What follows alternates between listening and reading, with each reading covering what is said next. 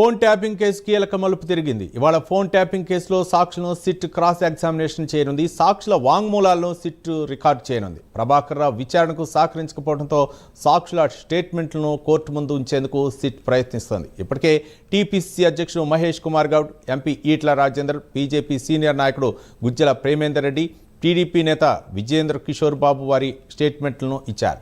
మరోవైపు ప్రభాకర్ రావును అరెస్ట్ చేయకుండా విచారించాలని సుప్రీంకోర్టు తీర్పు ఇచ్చింది. దీంతో సుప్రీంకోర్టు తీర్పును రద్దు చేయాలని సిట్ కోరే ఆలోచనలో ఉన్నట్లు సమాచారం.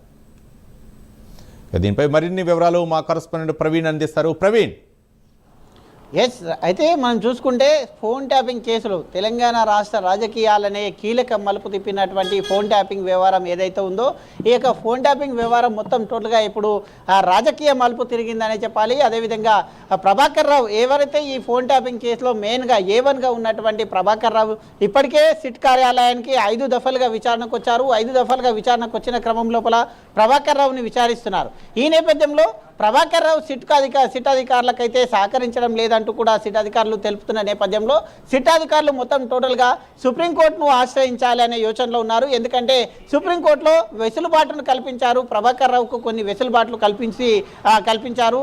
ఈ వచ్చే నెల ఆగస్టు 5వ తేదీ వరకు ప్రభాకర్ రావును అరెస్ట్ చేయకుండా విచారించాలి అని చెప్పిన నేపథ్యంలో అయితే ప్రభాకర్ రావుని అరెస్ట్ చేయకుండా సిట్ అధికారులు విచారిస్తున్న క్రమం లోపల ప్రభాకర్ రావు అయితే కొన్ని ప్రశ్నలకు సమాధానాలు దాటవేస్తూ వస్తూ ఉన్నాడు. కొన్ని ప్రశ్నలకు నాకు తెలియదు అంటూ సమాధానాలు చెప్తూ ఉన్నారు.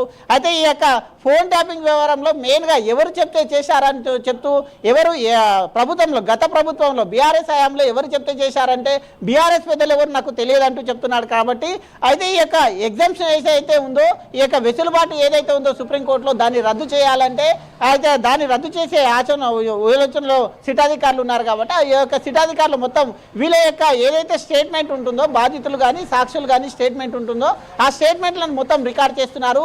ఆ యొక్క వాళ్ళు ఇచ్చినటువంటి వాంగ్మూలాన్ని మొత్తం టోటల్గా కూడా సుప్రీంకోర్టు ముందు ఉంచే ఆలోచనలు అయితే సిట్ అధికారులు కనిపిస్తున్నారు. అదేవిధంగా అయితే నాంపల్లి కోర్టుకు కూడా వెళ్ళే విధంగా సిట్ అధికారులు ఆలోచిస్తున్నారు. ఎందుకంటే జ్యుడిషియల్ రిమాండ్ కింద తీసుకుంటే, జ్యుడిషియల్ విచారణ కింద తీసుకుంటే ప్రభాకర్ రావు మొత్తం టోటల్గా ఈ వ్యవహారానికి సంబంధించిన వ్యవహారం మొత్తం బయటకు వస్తుంది. కాబట్టి జ్యుడిషియల్ విచారణ కోర్టు కూడా అయితే సిట్ అధికారులు నాంపల్లి కోర్టుకు వెళ్ళే ఆలోచనలో కూడా ఉన్నారు. కాబట్టి ఇప్పటికే అయితే కస్టడీ ఇప్పటికే నిందితులుగా ఉన్నటువంటి ఏటు అయితే ప్రణీత్ రావు, భుజంగరావు తిరుపతిలను విచారించిన నేపథ్యంలో వాళ్ళ యొక్క స్టేట్మెంట్ కూడా రికార్డ్ చేశారు. వాళ్ళందరూ కూడా ఒకటే పై అధికారులు చెప్పడం వల్ల, ప్రభాకర్ రావు చెప్పడం వల్లనే సాక్ష్యాధారాలన్నింటినీ యొక్క ఏవైతే హార్డ్ డిస్కులు ఉంటాయో హార్డ్ డిస్కులను అన్నింటినీ ధ్వంసం చేశానంటూ కూడా ప్రణీత్ రావు చెప్పుకున్న క్రమం లోపల ఇది మొత్తం టోటల్గా ఫోన్ ట్యాపింగ్ వ్యవహారం ఒక కొలికి రావాలంటే ప్రభాకర్ రావు నోరు విప్పాల్సిందే ఉంది. ప్రభాకర్ రావు ఇప్పటికే ఈ యొక్క ఫోన్ ట్యాపింగ్ వ్యవహారంలో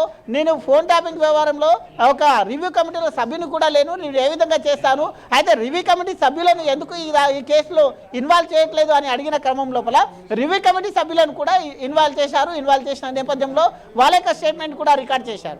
ఈ మొత్తం తతంగం చూసుకుంటే నవంబర్ 15వ రోజు ఏదైతే 600 ఫోన్లు ట్యాపింగ్ గురయ్యాయో, ఒక్కటే రోజు 600 ఫోన్లు ట్యాపింగ్ గురయ్యాయో ఆ 600 మంది మొత్తం టోటల్గా సాక్షులు ఒక్కొక్కరికి ఫోన్ కాల్స్ వెళ్తున్నాయి సిటీ నుంచి. కొంతమంది రాజకీయ నాయకులకు నిన్న ఈటల రాజేందర్ కూడా, ఎంపీ ఈటల రాజేందర్ వచ్చి తన వాంగ్మూలాన్ని ఇచ్చారు. తన 2 ఫోన్లు